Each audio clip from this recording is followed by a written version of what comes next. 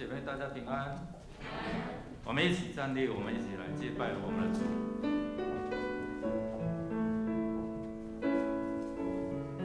我们让圣灵来带领我们与主来亲近，开启我们的心窍，让我们能够明白我们在生命当中需要有主的同在。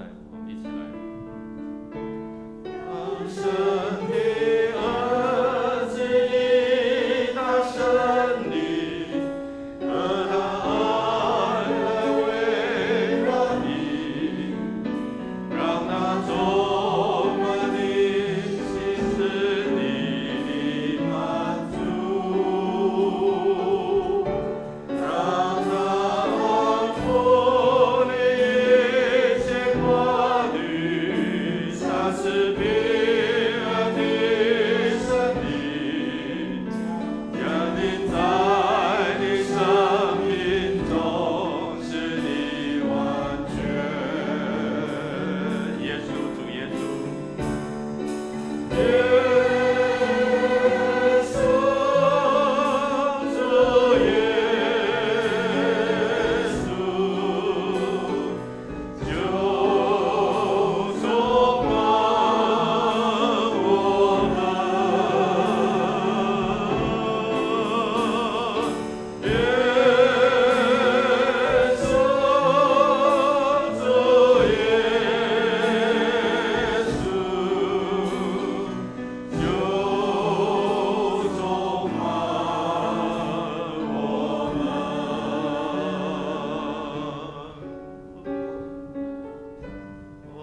扬声望我歌唱赞美，让你心充满喜乐，举起双手甘愿顺服他的名，将你的忧伤破碎心灵，痛苦血交给他，你将靠着他的名记住永生。让我们一起来呼喊耶稣，我们的主耶稣。耶稣，主耶稣，就充满我们。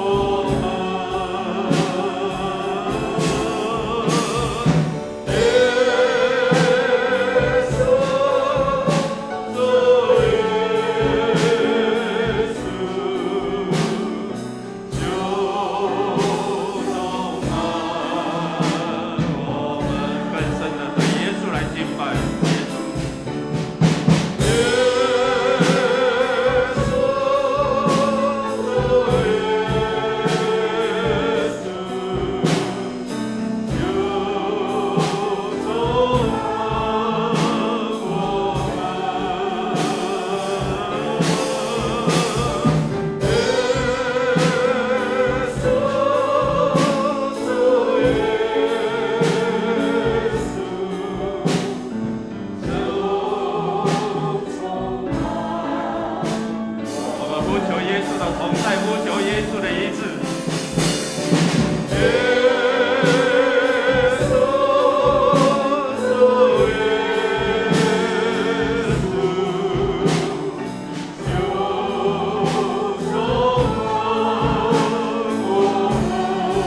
充满我们。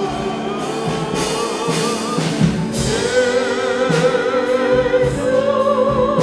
主耶稣，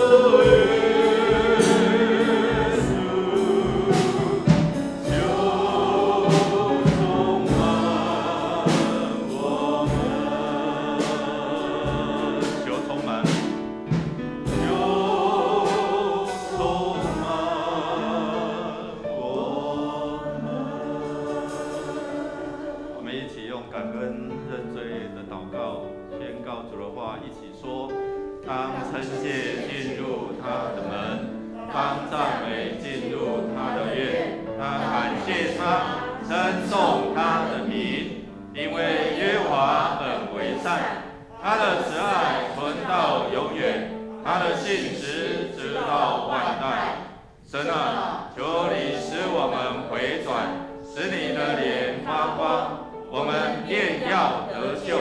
我们要开口来赞美我们的主，他是全能的、慈爱的、怜悯的、不轻易发怒的。我们一起来到主的面前，一起向他称谢赞美，也承认我们软弱，回转归向他。我们一起来祷告，我们开口来祷告，开口来称颂我们的主，感谢我们的护卫者、保护者。哈利路亚！主，我们感谢赞美你。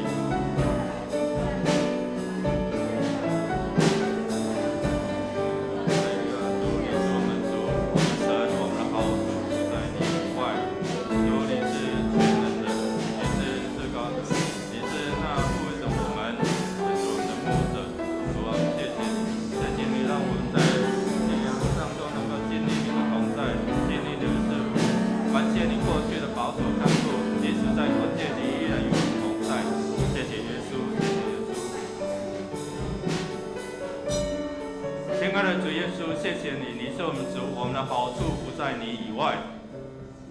主，你是神，你是创造宇宙万物的真神，你是从死里复活、胜过死亡权势的主，所以你能够带给我们永恒的盼望，你带给我们在软弱当中得刚强。主啊，你在我们迷失的时候引导我们回到你恩典之路。谢谢主，当我们失落的时候，你用你的慈爱双手引领我们回转归向你。所以我们承认我们的软弱，我们回转来到你的面前。你的话说，我们若认自己的罪，神是信实是公义，必要赦免我们的罪，洗净我们一切的不义。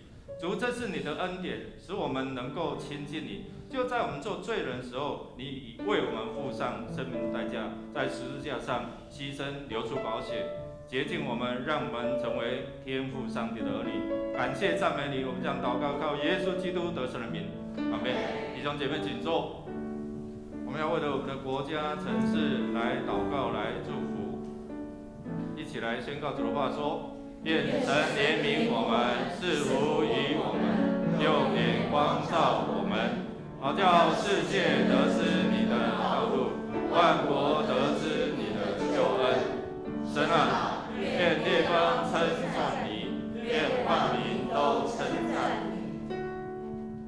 我们要一起来开口为国家城市来祷告。最近妈祖的绕境，我们看到文武百官这样的一个接驾，透过可能媒体政治在宣扬，好像国际的这样的一个活动，这是人透过自己的行为在造神。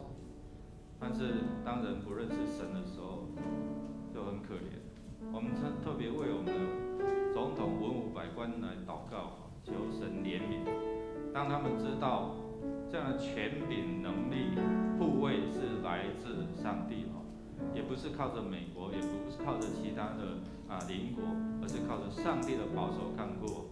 让我们在缺水的过程当中，我们看这样的干旱，即使是台风来，也会有一些的把这个水汽带走。所以我们求神真的让这个雨下在这些集水区、这些水库不然我们没有办法平安度日。我们一起来祷告，一起来祝福这块土地，求神来怜悯，人回转归向他。我们一起来祷告，我们开口来祷告。哈利路亚，主，我们广怜悯你，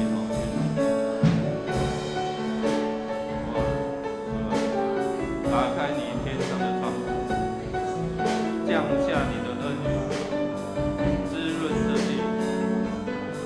我们看见干旱，我们看见我们缺乏，我们看见我们无知，我们看见我们软弱，需要神你来光照我们，光照这地，光照我们的文武百官，光照我们的领袖，让他知道敬畏你，才能带领我们的国家能够平安度日，带领我们城市。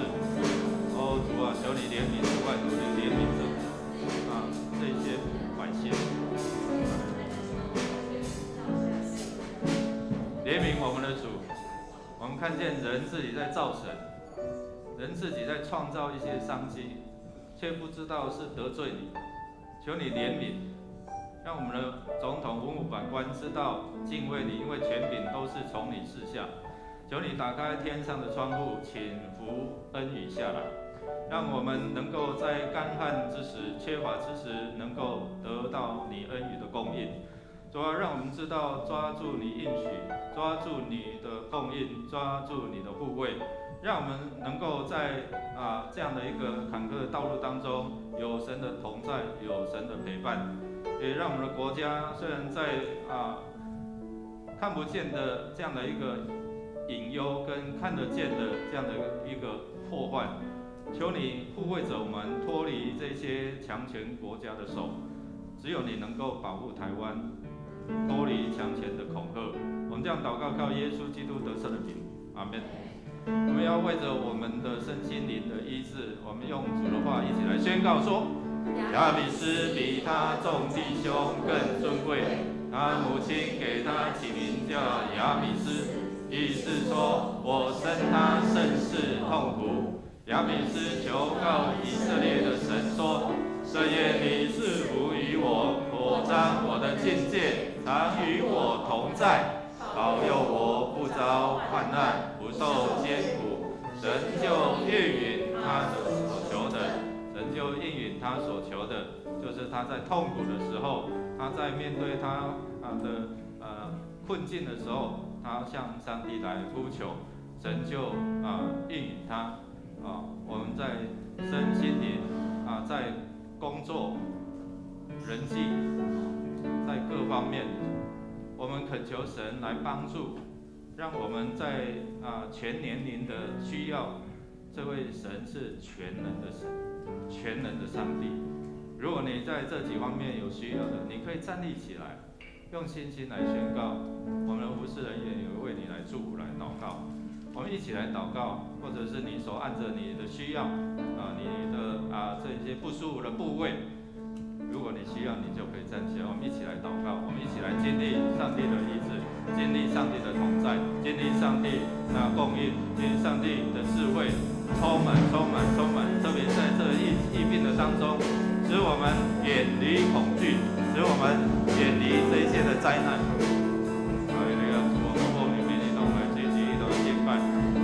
宣告出你的医治，你的供应，你的同在，你的平安就降临，充满在弟兄姐妹身上，让他们知道你是神，你是至高的，你是全能的，你是医治的，你是使人有平安的主。主，谢谢你，我们奉你的名一同来宣告，主你的医治就降临，充满，让他们能够在恢复当中感受到神你的医治，你的同在。哈利路亚，主，我们感谢赞美你。耶稣，我们奉你名来到天父圣宝座面前来宣告，你是拉法，你是医治的神，你要医治我们身心灵那一些软弱，那一些困境，那一些疾病。主啊，你来就是要叫我们得生命，并且得得更丰盛。主啊，这是你的应许，因为我们劳苦担重担的时候，你就来，你可以使我们得安息，你可以使我们得平安。在这样的疫情当中，你依然护卫着我们，感谢赞美你，让我们脱离这些的捆绑，这些的软弱，这些瑕疵，让我们在主里面成为刚强壮胆的，成为丰丰富富的，成为平平安安的。谢谢主垂听我们的祷告，靠耶稣基督得胜的名，阿们。最后，我们要为着我们今天的主日来守望，用主的话一起来宣告说：主啊，你本为良善，乐意饶恕人，有丰盛的慈爱，赐给凡求告你的人。耶和华，求你留心听我的祷告，垂听我恳求的声音。求主垂听我们恳求的声音。我们透过各样的聚会活动，就是为了要使人能够认识这位又真又活的主。我们也透过传道部的施工，我们希望不只是传道部在做，而是传道部的规划，帮助我们每一个人能够成为一个属灵家长，传福音的门徒。我们一起站立，我们一起来祷告，一起来为着牧师，为着整个我们每一个牧区，今天所有的这些的活动，这一些的聚会，都是为了要荣耀上帝，使人得着益处。我们开口同声来祷告。哈利路亚！主，我们感谢赞美你，我们宣告主你的恩恩典要降临。主啊，你的灵、圣灵与我们同在。主啊，你的宝座借着我们敬拜、我们赞美的时候，就设立在这里，让今天你是那又真又活的主。谢谢主，谢谢主。每一次的宣告，就看见你的降临；每次宣告，就领受你的恩典。哈利路亚！主，我们感谢赞美你。主，我们感谢赞美你。每一次的聚集，盼望看见你的同在；每一次的敬拜，每一次的赞美，愿你来悦纳。也看见你的宝座就设立在这里，主啊，每一次的呼求，就看见你打开天上的窗户，倾福下来，让我们得着供应，得着平安，得着医治，得着你的能力。借着你的能力，我们凡事都能。谢谢主，我们要用主祷文一起来祷告说：我们在天上的父，愿人都尊你的名为圣，愿你的国降临。愿你的旨意行在地上，如同行在天上。我们日用的饮食，今日赐给我们，免我们的债，如同我们免了人的债，不叫我们遇见试探，救我们脱离凶恶。因为国度、权柄、荣耀，全是你的，直到永远。阿们。然而，我们只有一位神。就是父，万物都本于他，我们也归于他，并有一位主，就是耶稣基督，万物都是借着他有的，我们也是借着他有的。这个世界上只有一位真神，他来到这个世界上救赎我们，并且他从死里复活，他配得我们敬拜，让我们一起来敬拜这位神，一起来拍手。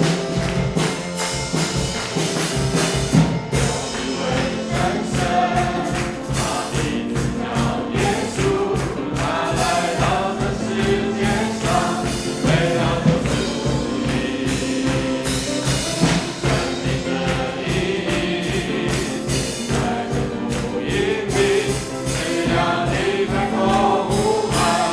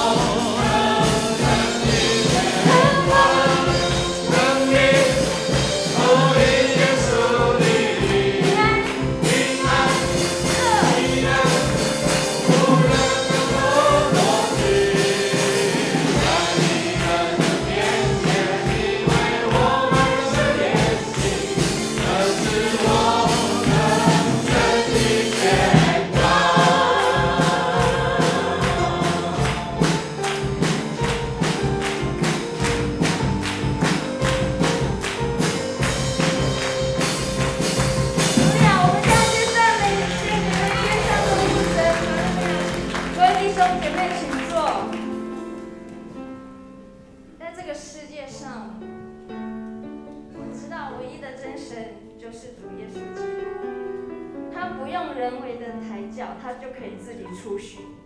只要你需要他的时候，他就来到你的身边。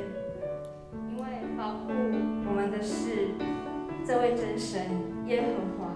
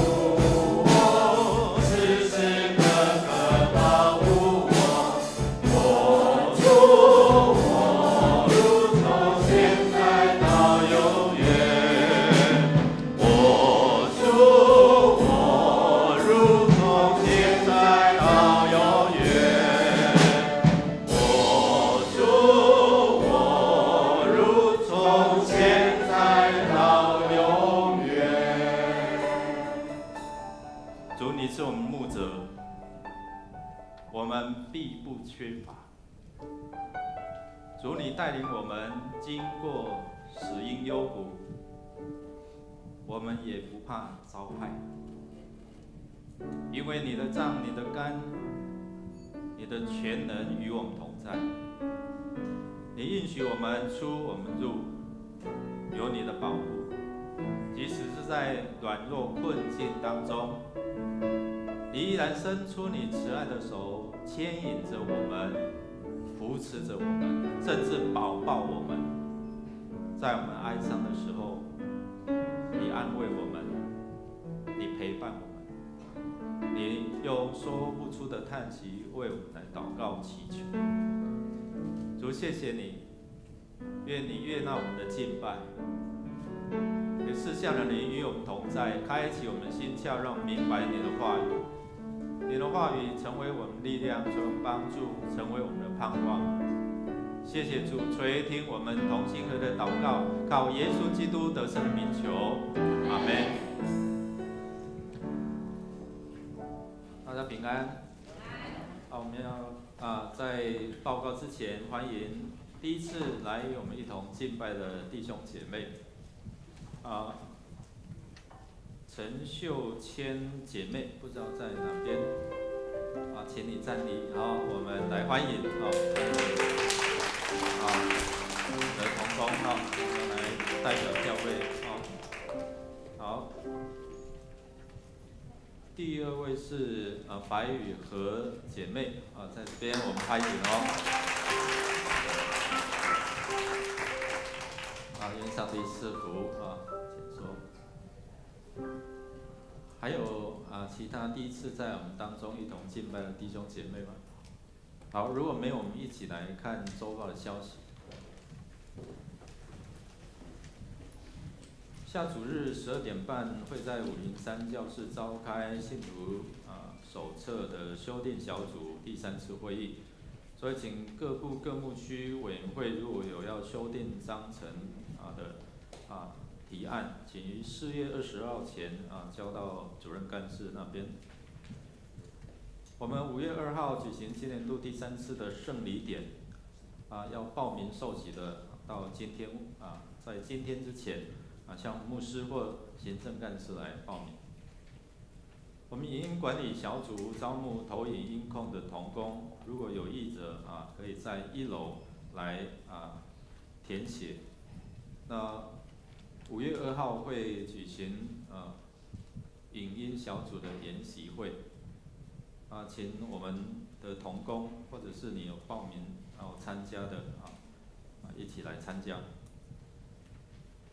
我们图书馆也征求许多数位的同工，那有兴趣参与这样的服事的，请像洪翠玲长老或是黄明文执事来登记。儿童2021年的阿嘎贝儿童夏令营要从7月5号到7月10号举行，已经开始招募这些年轻人投入来服事这些的儿童。如果有意愿的话，我们家里有一些的年轻人，他们放暑假，你可以鼓励他们来参与这样的一个服事。第一组的柯义静姐妹李建慧弟兄的太太，于4月7号蒙主恩召安息主怀，享年58岁。会定于在这个礼拜6上午10点，在桃园殡仪馆举行入殓礼拜，11点火化。下午1点半会回到教会举行告别礼拜，下午4点会到天平山庄来做安放礼拜。所以我们为了这个家族来祷告。在这个礼拜4，我们会在教会7楼举行安慰礼拜。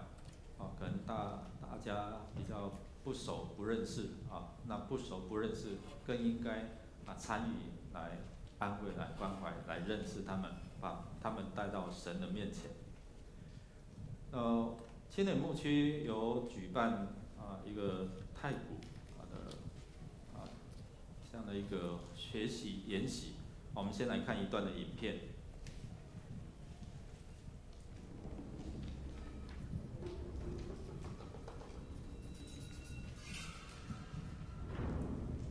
声音可以吗？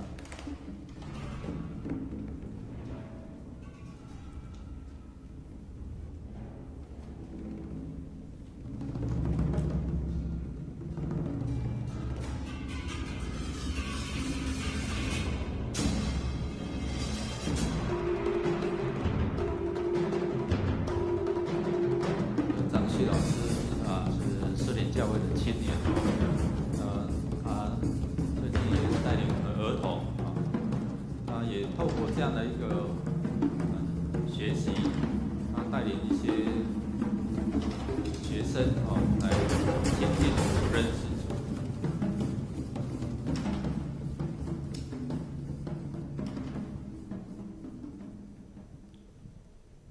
好，就5月15号起，每周6 7点半到9点，7点半到9点，以601教室来举行。那如果有符合这些的资格的，我们都可以鼓励他会帮助他们协调他们的身心灵好其他的我们就自己来看。我们来读今天的金句，读2遍，一起来。他必用自己的翎毛遮蔽你，你要投靠在他的翅膀底下。他的诚实是大小的盾牌。诗篇91篇第4节再一次，他必用自己的翎毛遮蔽你，你要投靠在他翅膀底下。他的诚实是大小的盾牌。诗篇91篇第4节，我们预备心来奉献。奉献是基督徒感恩的表现，是出于甘心乐意。如果你是第一次来，或者不明白奉献的意义，你不用勉强，你用祷告来表达你的感恩。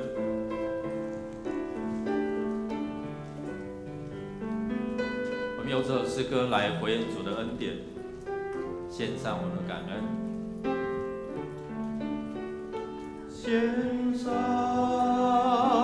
感恩的心归给至神全能神引导，直下独生子主耶稣基督，献上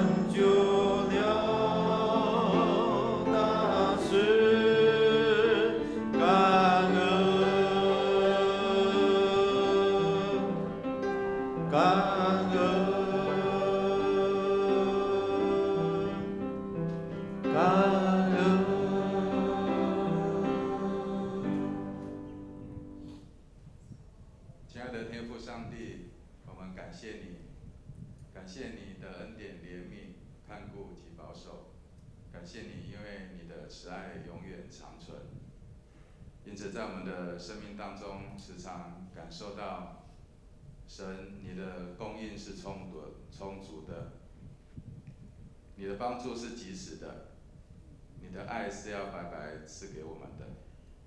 主啊，求主你让我们用更多的信心持续来跟随你，并且满心相信神所应许的必能做成。也感谢你在今早带领你的众儿女来到主你的圣殿，来敬拜服侍你，来领受神你的教导。我们这时候用甘心乐意的心，献上主你所赏赐给我们的金钱、时间及才能，为主所用。求主你来悦纳。我们这样感谢、祈求、祷告，是奉靠主耶稣基督的圣名求。阿们。坐下前，彼此来祝说，上帝的话语引导我们认识他的保护。上帝的话语引导我们认识他的保护，请坐。我们要一起来看诗篇，大概在圣经的中间哦，诗篇的91篇，诗篇91篇的第1到16节。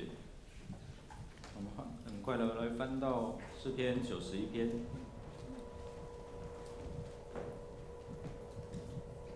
诗篇91篇1到16节。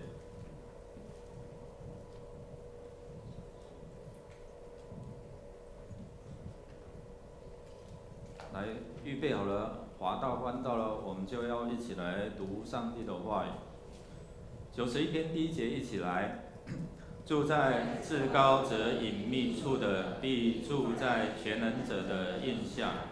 我要论到耶和华说，他是我的避难所，是我的山寨，是我的神，是我所倚靠的。他必救你脱离捕鸟人的网罗和毒害的瘟疫。他必用自己的翎毛遮蔽你，你要投靠在他的翅膀底下。他的诚实是大小的盾牌，你必不怕黑夜的侵害，或是白日飞的箭，也不怕黑夜行的瘟疫，或是午间灭人的毒病。虽有1000人扑倒在你旁边，10000人扑倒在你右边，这灾却不得临近你。你为亲眼观看，见恶人遭报。耶和华是我的避难所，你将至高者当你的居所。祸患必不临到你，灾害也不挨近你的帐篷，因他要为你吩咐他的使者，在你行的一切道路上保护你。他要用手托着你，免得你的脚碰在石头上。你要踩在石头和虫蛇的身上，见他少壮狮子和大蛇。神说：因为他专心爱我，我就要搭救他，因为他知道我的名，我要把他安置在高处。他若求告我，我就应允他。他在急难中，我要与他同在，我要搭救他，使他尊贵。我要使他主享长寿，将我的救恩显明给他。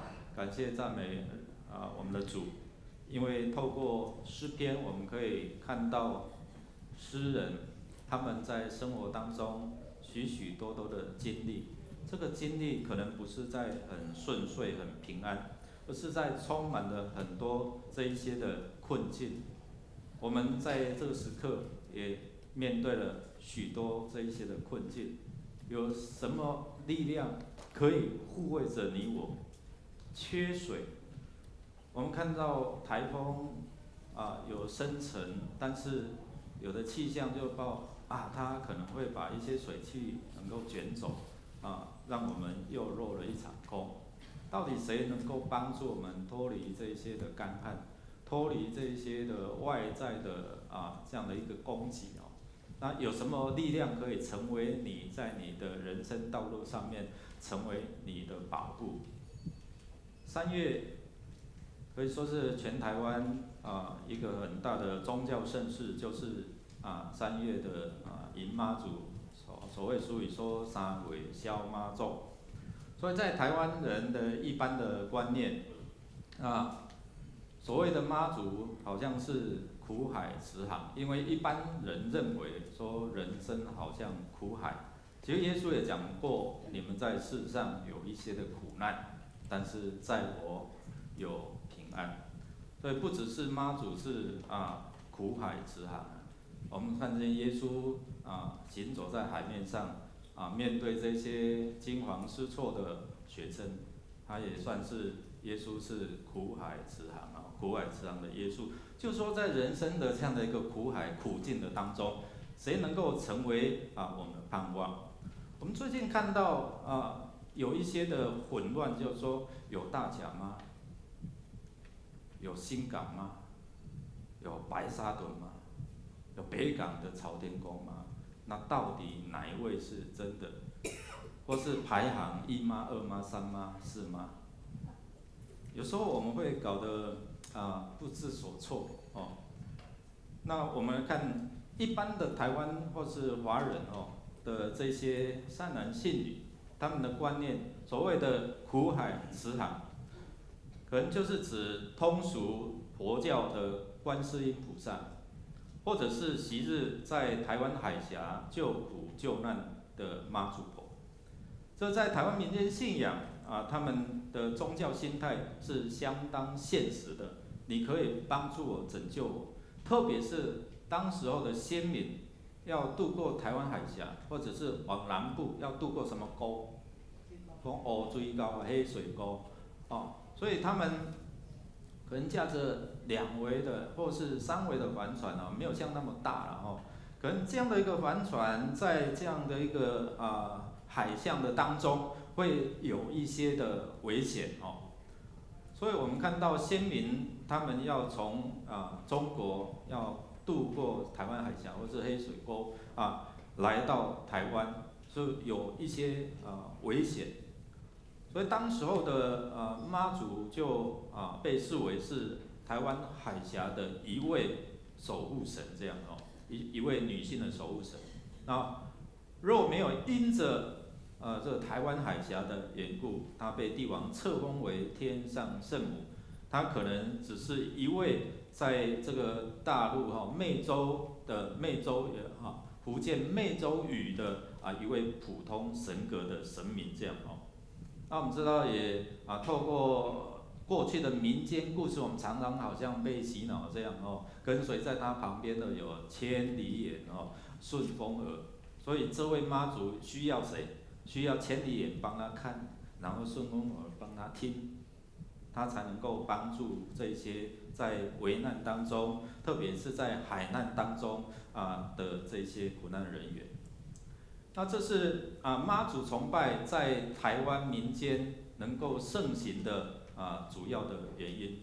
那其实按照历史的记载妈祖她可能是宋代的一位女巫那在这样的一个福建的湄洲屿福建的这个湄洲屿，它原来的神格不过是普普通通这样的一个好像守护者这样而已哦。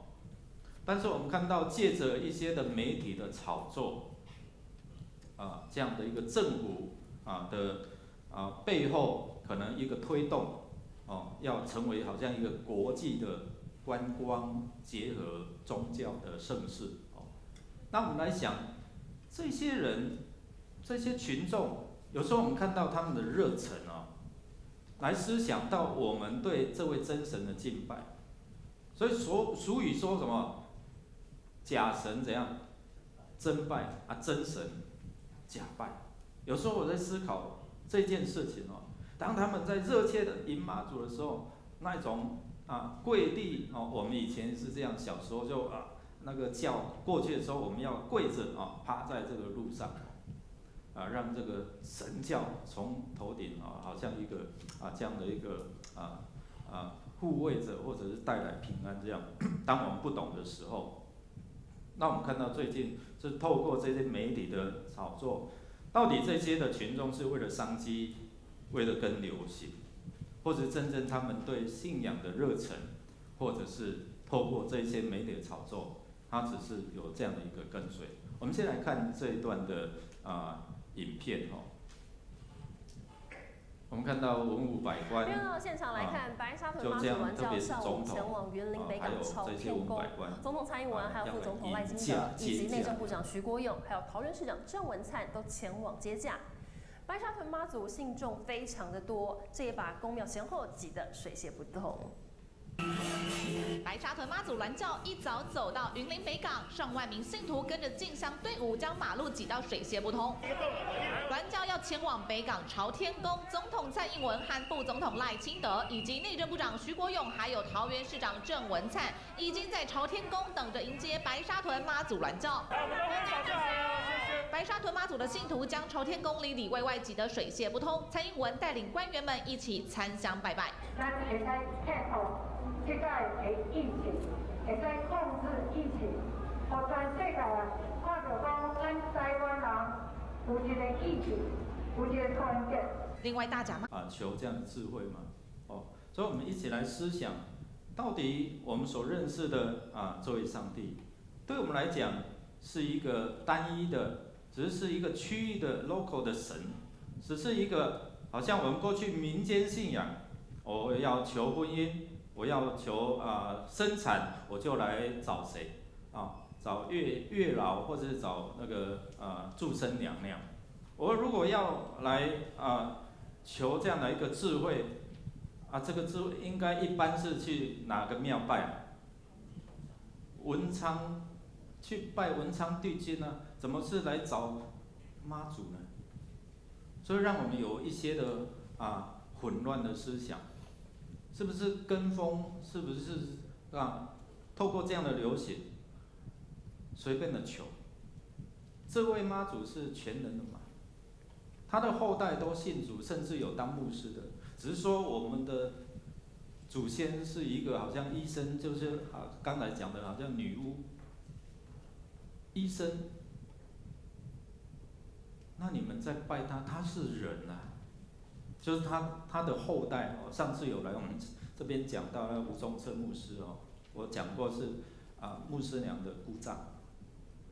那我们来真正思想说，今天我们透过这段的经，我们来看，我们也要来思想，是不是我们真神假拜？我们到底认识这位上帝多少？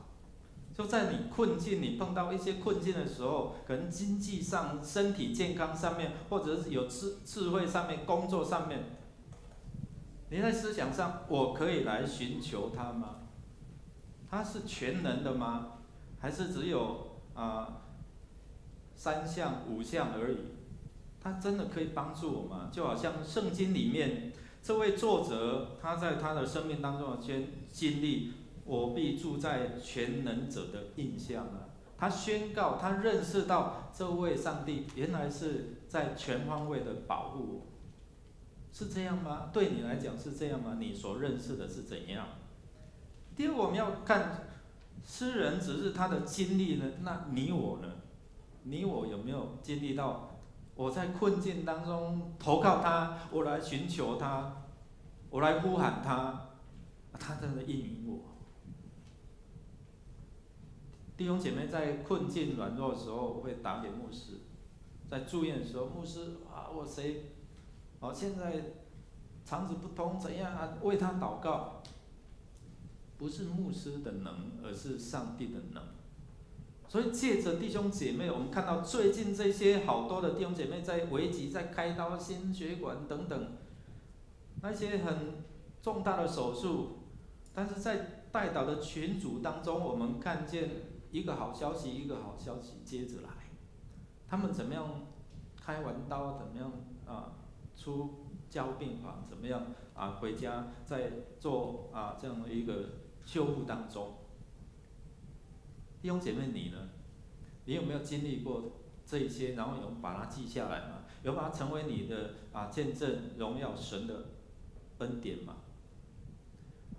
其实，如果我们对这位神不认识，我们会陷入到无知的网罗当中。我记得我们小时候我们是住在高雄的乡下那后来搬到佛光山的旁边外面。寒暑假放假的时候，我们就会到山里面外公住的地方。外公还有舅舅他们住的地方有很大的这一些的山有种水果，种一些的农作物所以小时候对我们来讲是一个很快乐的童年。也看到外公舅舅他们常常会在山上张开这个大的网罗，要做什么？要抓鸟。所以以前小时候好多野味可以吃，你知道所以我们就学习这些长辈们、这些大人们，他们怎样去架这一些的网罗。还有就是小时候就会用那个竹子，然后把它凹下来，然后在地上做一个陷阱。如果当这些鸟、这些动物踏到陷阱的时候，它就会怎样？掉在半空中，等着我们去抓，等着成为盘中的美食。回想起来，那一些的盘中鲟非常的美味，但是对于这些的鸟来讲，他们是陷入在那种危险当中。诗人也告诉我们说什么？我们对上帝的认识取决于我们影响到我们在生活当中，特别这一篇诗篇也提到一些的疫情、疫病，或者是说看不见的这一些的攻击，这些从敌人来的攻击，那它能够成为你的保护吗？如果我们像鸟儿一样看不见那个网子，那个很细看不见。当你在冲的时候，啪就被网罗在那个网上，最后的下场就是死亡。所以弟兄姐妹，我们一起来想，最近我们在推这本书思念神的名。我在准备这一章的信息的时候，看见他所提到的在里面有提到，所以等一下我们会来看，你对这位上帝他的属性你认识多少，会影响到你对他的一种热忱，他的敬畏。所以对上帝的多知多少是很重要。如果我们是停留在无知呢？我们一起来念来。他们既然故意不正事成，神就任凭他们存邪僻的心，行那些不合理的事。所以这样我们才能够知道说，原来当我们认识了真神，我们如果没有很热切去敬拜他，去认识他的时候，可能我们的心是冷淡的。我们不会像这些的民间信仰的这些的信众，用那很热忱的跪地，然后在那边敬拜。弟兄姐妹们，我们看到我们对神的知多少，会影响到我们对他的这样的一个态度，那也会影响到我们对整个环境所带来的这一些的崇拜这样的一个影响。所以我们可能就像这些人将不能朽坏的神的荣耀变为什么？偶像。这些会坏掉，这些的人会去世，这些的走兽，这些的昆虫的样式，思想一下有没有？我们民间拜了有没有拜一些的动物？有没有？拜什么动物啊？拜狗，对不对？拜关公，拜18王公，其中有一个义犬。拜狗，还有拜什么？拜猪，猪是谁在拜啊？是那一些比较特种行业的8大行业，我们是8大场所跟8大行业不一样所以进来要挂口罩那这些人，所以我昨天在研习会我曾经念过了他有一个台语的让我用台语念一遍好不好？这些特种行业他们还会念咒，你知道吗？秀秀牙，秀秀牙，脚翘翘，面摇摇，宝贝大滴来进条，来空空气空空，油豆睡在我梦。意思就是说求这个猪八戒、这瘦瘦爷保佑保佑这些大猪就是猪哥了来我们这边消费然后油豆其实就是放钱的位置这些放钱的位置随便我们拿这样你看有这样的一个背后衍生出来的这一些的商机，还有关公他是杀人无数，最后他是被杀，他是一个武将。还有很多很多，我们看到很多这些连那个第一个抢劫银行的叫谁？姓李的，有没有人拜？有那个李斯科的庙，你知道吗？蒋公王爷，有义节廖天丁，对不对？什么都有。所以弟兄姐妹，我们看到，当我们对这位创造宇宙万物的真神无知的时候，不认识他的时候，你知道吗？人最大的这样的一个罪，就是不把上帝当作上帝，然后把这一些伟人，把这些传奇的人，把他当作神来拜。所以圣经里面罗马书第1章告诉我们说，当人不认识、不荣耀、不感谢，就会有带来5种的堕落，想法、思想的堕落，自以为好像聪明了，所以自己造神。你看这个商机，对不对？到最后到底是在抢哪一个白沙屯的？所以他刚才我们看的影片有没有思想？有大甲的妈大甲妈的信众，有朝天宫的信众，有白沙屯的信众，到底是不是同一位？弟兄姐妹，我们来思考一下。那为了要抢夺这些銮教，我们看历年来都是需要警察来维持秩序，不然会造成这些的冲突。已经背后有一些的政治势力、黑暗势力在掌控了。所以我们面对这样人的心就无知，然后思维就昏暗，然后就造成什么宗教的堕落，就不以神为神，然后把这些的受造物雕刻成为像，然后呢来敬拜他。所以在整个敬拜的仪式就影响到什么？感情跟性的堕落。所以我们从巴力的宗教，从过去旧约，从到现在民间宗教信仰去敬拜，然后有电子花车，对不对？很多男生就喜欢去看。有一次我的会友在婚宴的时候，就在家的前面搭这个舞台。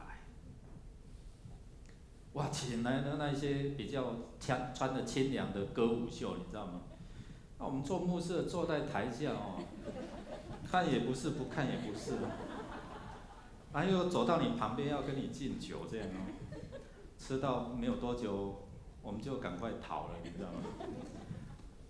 因为那个信仰不是对神的热切，所以可能家庭的一些的亲友就会用一些不一样的仪式来呈现出来。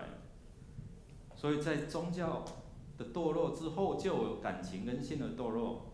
男人、女人把那个顺性变为逆性，就带来什么这样的一个混乱，所以造成了道德的堕落，就影响到亲情之间。所以我们看到整个社会的变化，讨不到钱，要不到钱就怎样杀，管你是阿嬷阿公，管你是父母亲，所以就后面造成了我们看到太鲁阁号的问题，背后是整个总统还在说，这次真的昨天参加那个告别式嘛，告别礼拜，他再次强调说什么，我要改革什么。你们都没有看新闻，改革台铁讲了好久了，对不对？希望能够改革，不然以后你搭台铁，我们搭台铁的时候，我们好像会活在那种太鲁阁这样的一个阴影，会不会？会你不要说不会被影响所以弟兄姐妹，我们看到整个这样连锁的效应，从思想、思维，一直到什么宗教性的，到情感性的，然后到什么道德性，最后是集体性在犯罪，集体性在堕落，官商勾结。所以这个犯罪的结构，或者这样利益的共构，其实一直在影响到我们的生命安全所以导致我们整个要面对这样的一个困境的时候，我们不知道要如何面对，所以最后只是看到这些家庭面对哀伤，面对安慰，但是然后呢？我们看到罗马书里面有提到这些，其实里面有提到一个就是说，当人对神的无知，造成了道德上的堕落的时候，就会影响到这些。我们一起来念来。装满了各样不义、邪恶、贪婪、恶毒，满心是嫉妒、凶杀、争竞、诡诈、毒恨。好，其中今天我要跟大家来分享，其中一项是影响到我们生活层面很大，而且我们很容易，我们不知觉的当中就陷入在这种困境里面。嫉妒。我们看一本书，把它比较白话，就是数算别人的祝福，而非自己的祝福。怎么说呢？当我们看到别人拥有的时候，我们非常想要。那嫉妒，什么叫嫉妒？嫉妒就是对上帝放在别人生命当中一些美好，你感到不平、怨恨。同时，你忽略了什么？上帝在你的生命当中所放的那一些的美好，所以我们只看到别人，开名车、Benz、双 V 的，对不对？满街现在都是那个什么，那个名车对。所以我们可能喜欢车的人，那有什么？开着一台那个一栋房子，一栋套房在路上跑，有什么好？其实心里面如果这一步给你，该有多好，对不对？可能男人他会嫉妒，哎呀，别人的头发怎么像参孙，我的头发怎么像摩西？摩西啦，你在摩西啊，就会嫉妒。怎么不把我身上手脚的毛长在头上呢？怎么会长在身上呢？就会有一些的这样的一个嫉妒哦。他的头发怎么那么茂密？最近在梳头啊，怎么一直在掉？我也很小心。这是我共通的一个烦恼，对不对？哎呀，怎么掉那么多啊？呀，会不会成为这样哦？女人也是一样，在情感上，我们也会看到，哎呀，那个人怎么看来凹凸有致，长得比我漂亮，哦，所以我们会嫉妒，她穿得那么漂亮，所以会有这样的一个从心里面的嫉妒，她怎么长得比我好？该大的大，该小的小。所以有时候我们真的会从一种不同的这样的一个嫉妒的眼光来看，弟兄姐妹小心哦，这个就会落入好像刚才我们看到这些的网罗里面哦。比如说两个很要好的女孩子，她们在一起情感很好常常逛街，常常有这样的一个外出的活动。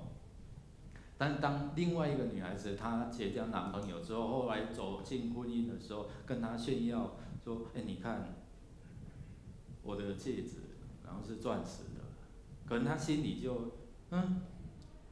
无彩咱遐好，你还向我炫耀，你是在给我登上哦。有时候就会有这一些，然后心里面就有一种孤独感哦。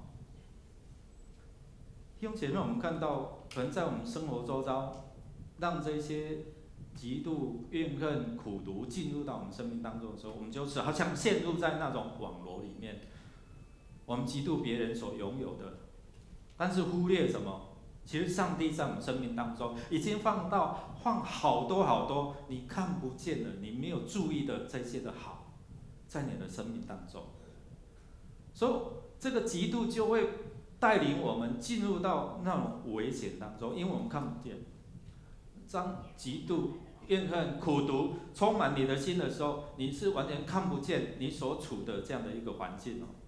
所以，嫉妒真正的这样的一个问题是在，好像你这花园放了一个核废料一样，我们都不希望核废料，因为它会污染。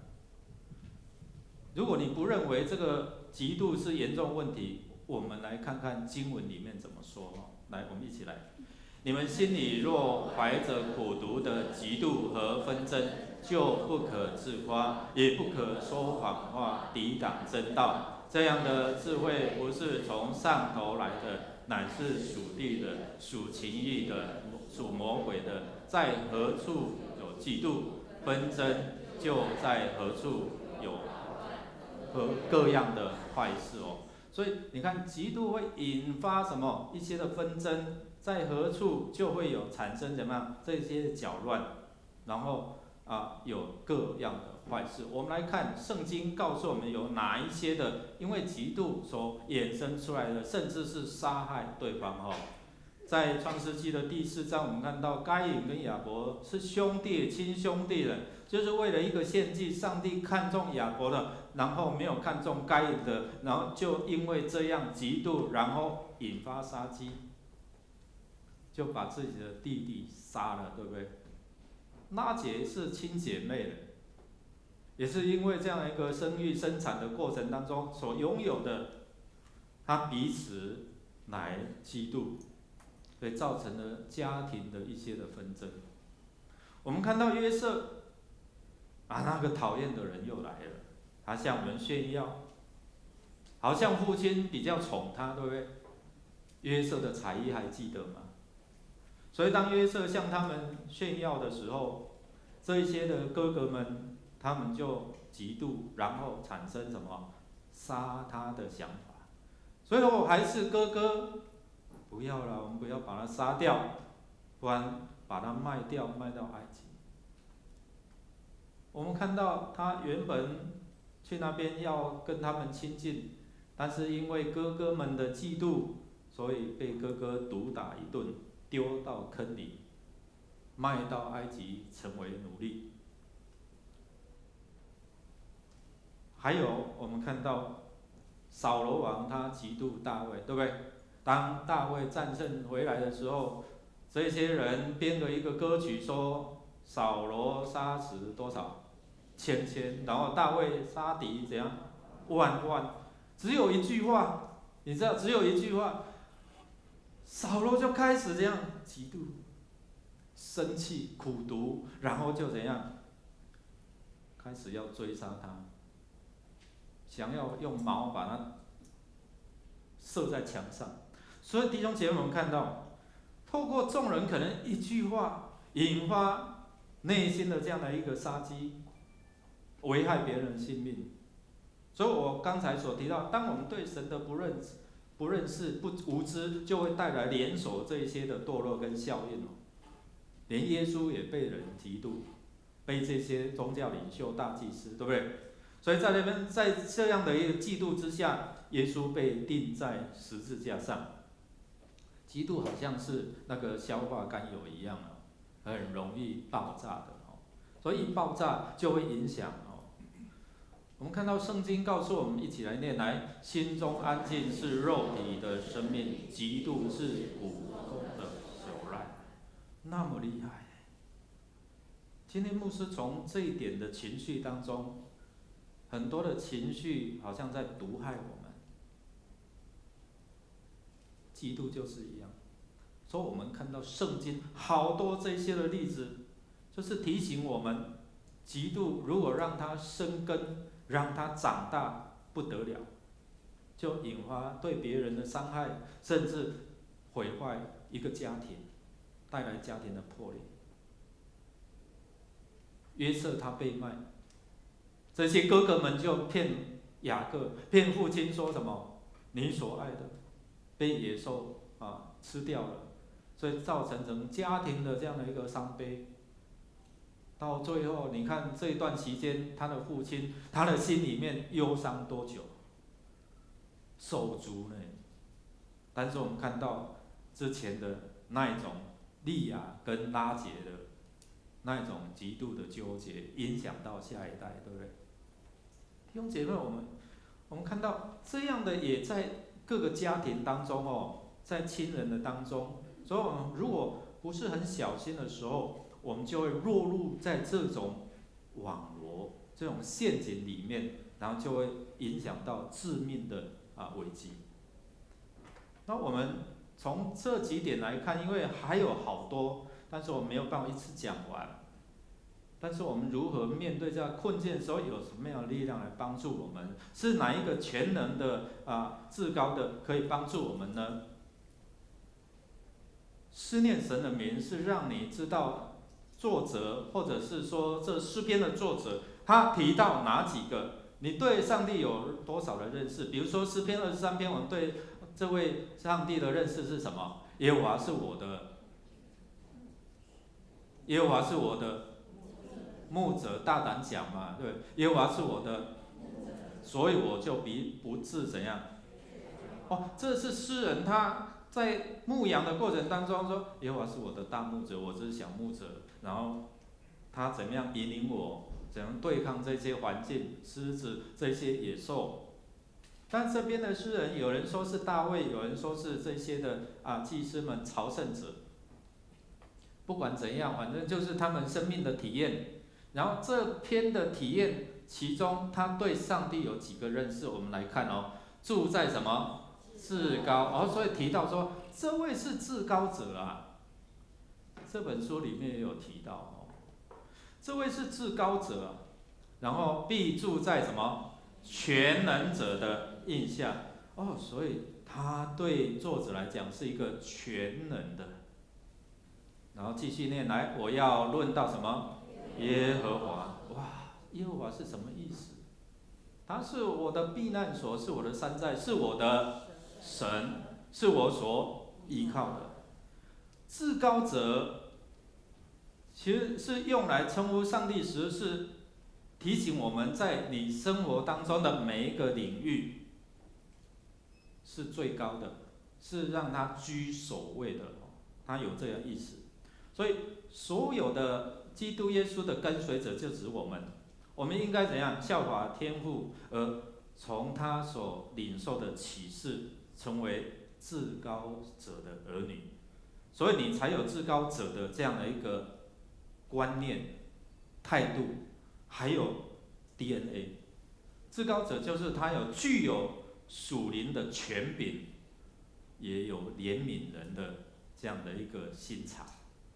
所以当我们成为至高者，认识他，然后我们成为他的儿女的时候，我们要接收，我们要领受从他来的这一些的 DNA， 就是属灵 DNA 是什么？你拥有全能，拥有这样的怜悯人的心肠。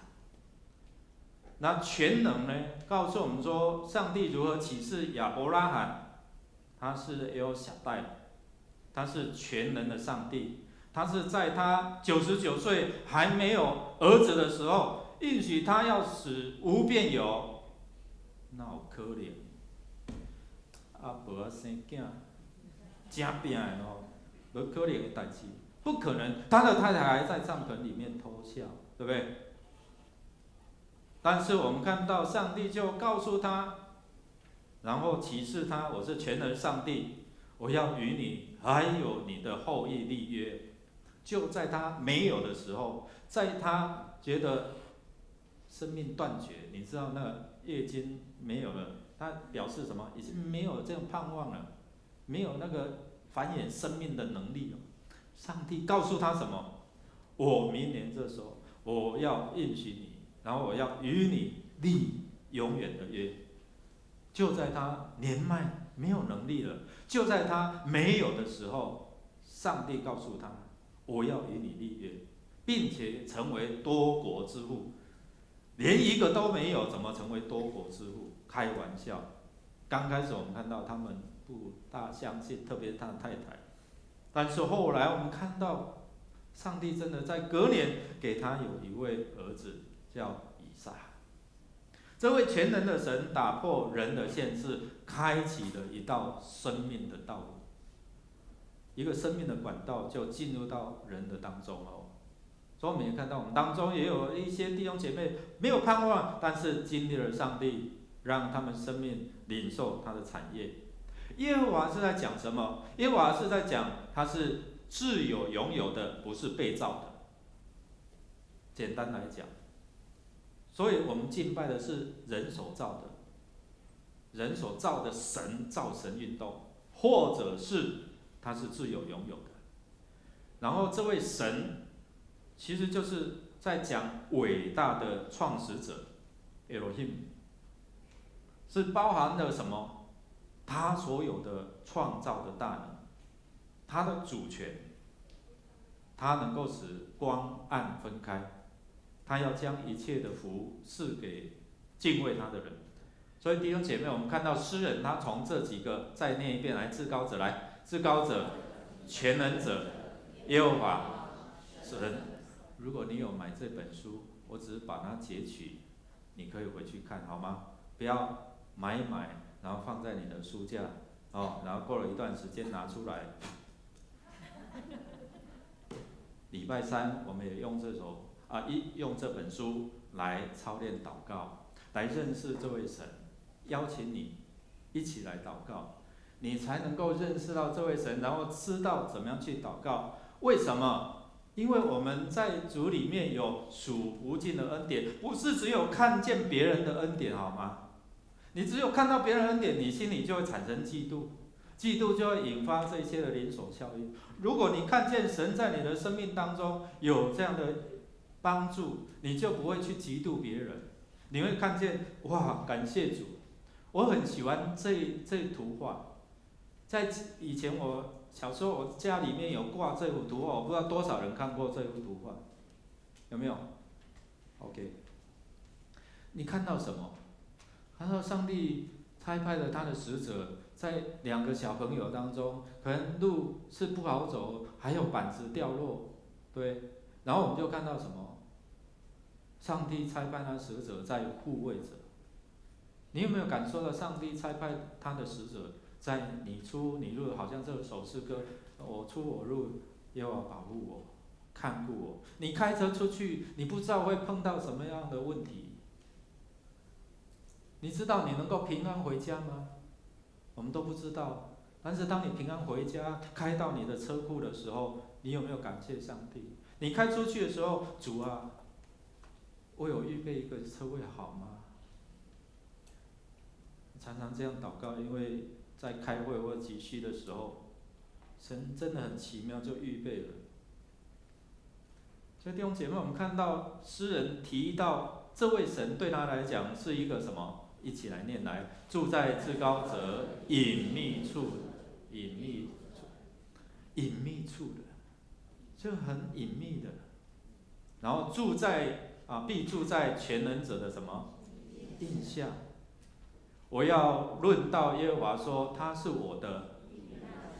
当你在宣告主啊，你是我的，不是他的而已，是我的，然后是我的什么山寨，是我的神，是我所依靠的。这里提到上帝4个名字带来了4种的安全的比喻。隐秘，他在护卫着你，就好像白天他们走在这个沙漠，有云柱来遮盖他，不然会中暑，甚至会死亡。我们去沙漠，我们去出埃及的路线的时候，从埃及然后坐车要进入到以色列你知道我们有游览车呢，但是你在里面如果没有醒来喝水喉咙会干掉，印象很深刻。而且你一直喝水，如果没有加盐巴，你很快就会头晕。这位全能者，这位至高者，这位帮助者，能够帮助你，就好像诗人他能够经历，可能在有一些人朝圣的路程当中，可能会有一些的什么强盗或者一些的危险，就是成为他一个避难的地方。意思就是说，这位神的性情帮助我们，这位至高者他排除了我们一切生命当中一切的威胁，即使在威胁当中，他也能够帮助我们，使我们进入到安全。在疫病的当中，他护卫着我们，虽然有千人万人倒下，但是他依然护卫着我们。所以我们看到证明上帝不是只有隐藏的，而是他是可以让你倚靠信靠的。诗人向我们来宣告说什么？在灾祸他这位神怎么样帮助他，在道路行走的过程当中怎么样帮助他，还有就是使他胜过黑暗的这一些的势力。耶和华保护敬爱他的人，所以我们要成为什么样的人才能够得着他的保护？第一个就是我们看到圣徒他爱神，第二个知道神的名。所以弟兄姐妹，真的我要鼓励弟兄姐妹，你去看这位神他的名，你才能够用这样的一个认识去经历到他的同在，然后你才能够求告。因为你有这一些的步骤的时候，就会后面带来什么应许。第一个，上帝要高举他，使他在众人的面前能够什么居上不居下，作首不作尾，使他能够拯救他脱离这些的患难，然后使他得荣耀。最后是在他的生命当中赐予他有长寿。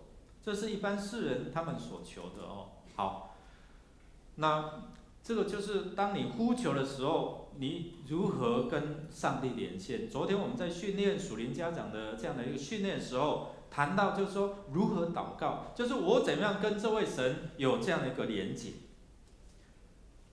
诗人说：“我住在至高者的隐秘处，必住在全能者的印象。”所以当他呼求的时候，有这样一个保护，就保护他进入到与他的同在。所以当你长期与这位神有这样美好的一个连结的时候，我们就看到好像神的同在。我们一起来念来：他若求告我，我就应允他；他在急难中，我要与他同在。我要搭救他，使他尊贵。这位美国的女孩伊丽莎白，她在2012年的时候，她到澳洲求学，在半夜，她夜宿这个青年旅馆，然后她要去女厕所的时候，被一名男子尾随，她被困在这个厕所将近2个小时。他要离开的时候，打开门，看到那个男子就跑进女厕，所以他描述说，他心里就有一个很不安的这样的一个感觉。这个男人很高大，肩膀很宽，一身肌肉，光着脚，所以这个伊丽莎白她就赶快又把门关起来，所以在那边他很惧怕，然后他就等待，这个男人也一直站在外面，然后他把所有水龙头还有那些消都把它打开，好像制造声音，然后他故意开门，好像让他觉得他已经出门了，但是其实他还是站在里面，所以这个伊丽莎白，他就要打开看，还是站在外面，所以他非常的惶恐，非常的不安，所以他就里面开始祷告说：神啊，我知道你是真的，你正与我同在，求你保护我，不管这个人要做什么，求你保护我，不会被这个男人所伤害。所以他就把他的双手放在那门，继续的祷告：神啊，求你保护我，你遮蔽我，不要被这个男人伤害，赶紧有人来帮助我，救我脱离。所以他就不断的呼求，不断的呼求，神啊，你是真的。就好像我们在困难的时候，他就不断的呼求，不断呼求。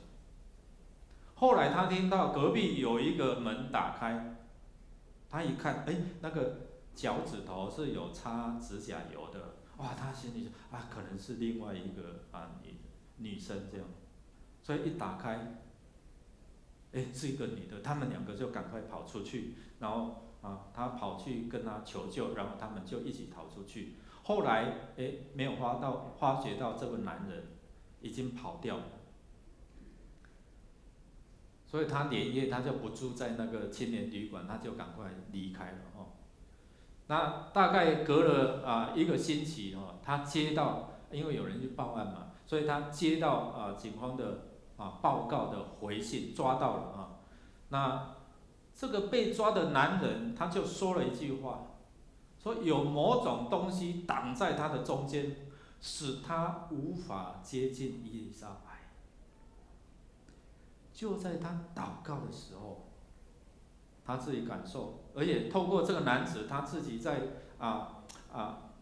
告诉警方的过程当中，这句话让他知道，当他祷告的时候，上帝护卫着他，保护他，使他免于被伤害。我们一起来读这段经文来。因为他专心爱我，我就搭救他；因为他知道我的名，我要把他安置在高处。他若求告我，我就应允他。他在急难中，我要与他同在，我要搭救他。弟兄姐妹，你可以改一下。我若求告他，他就应允我。我在急难中，他要与我同在，主要与我同在，主要搭救我，使我尊贵。弟兄姐妹，当你看圣经的时候，你可以把它成为你的祷告。思念神的名，何等的重要！让我们更认识他，我们才不会无知；让我们更认识他，我们才不会乱拜；让我们更认识他的时候，我们才不会有嫉妒的心在灵里面。我们以他的名祷告，他的同在，他的平安就护卫着我们。我们一起来用这首诗歌来回应主的话语。我们一起站立。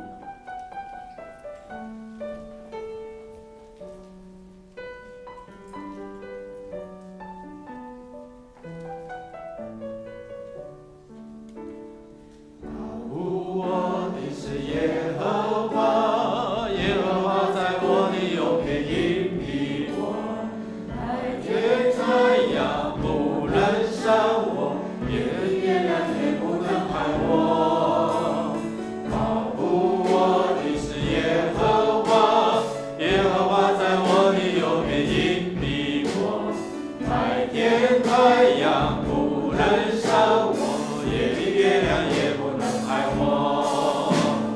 他会保护我，脱离一切灾害。他会保护我，脚步坚定。他会保护我，时时刻刻保护我。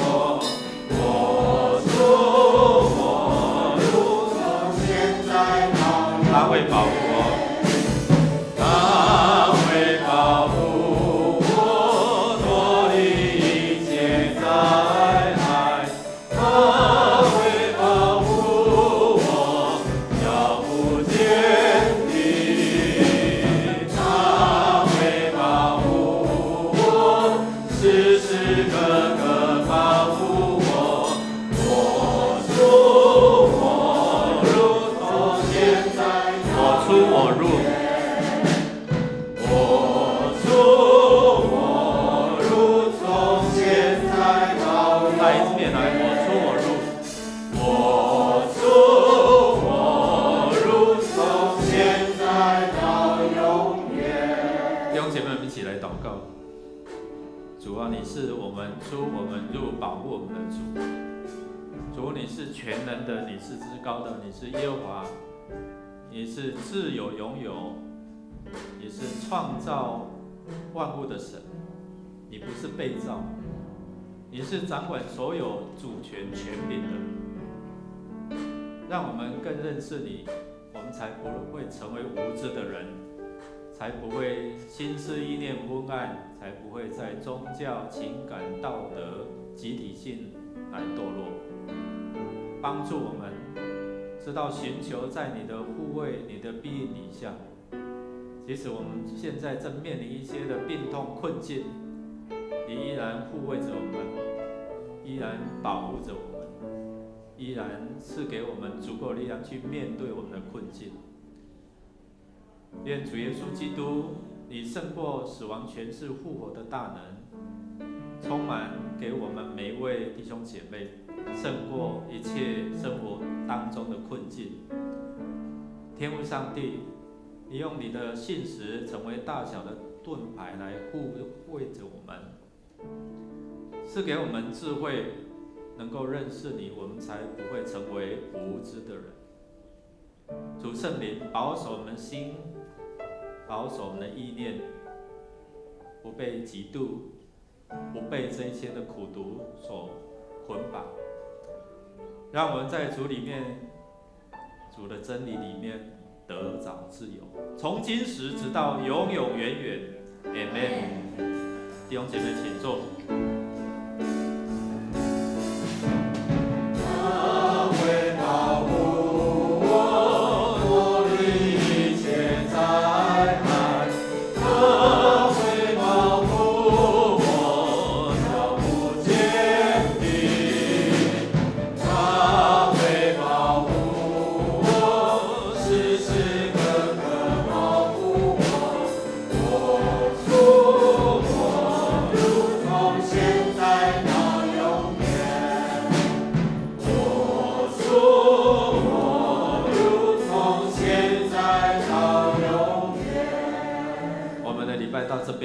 愿上帝保守我们出入平安，特别年长者请你下楼的时候就坐电梯哦。